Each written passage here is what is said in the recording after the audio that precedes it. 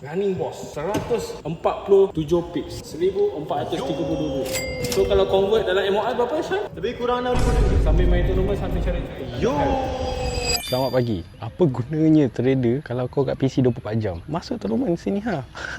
Ada King kalau kau kenal lah. Tim-tim FFP Academy. Ada Carl McChikodoy. Ada Ed. Kau tengok. Dia nanti off Very demure. Aku dah main tournament sekarang. Kau relax je. Walaupun handicap 400 plus tapi aku masuk tournament. So ini adalah day one aku as a social golfer untuk join tournament. Let's see how it goes. Ini tournament antara trader-trader community Malaysia. Let's go. So update sekarang ni. Eli sini. Perform tak Eli? Eli perform tak? Tak perform. Okay, tak apa.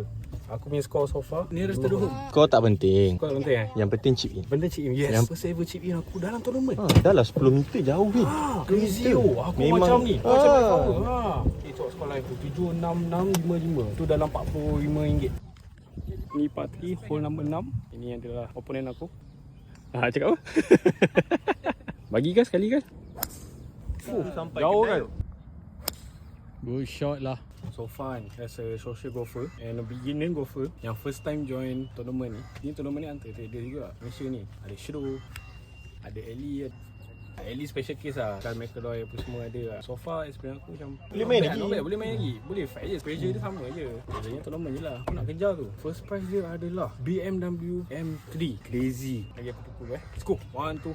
Aku ada nampak satu setup ni SND, Supply and Demand. Aku ada ajar dekat dalam video sebelum ni, education series aku, how to spot a SND. Ini aku akan enter jap. Jadi kita sambung. You off tadi sampai sini Mat. Bola.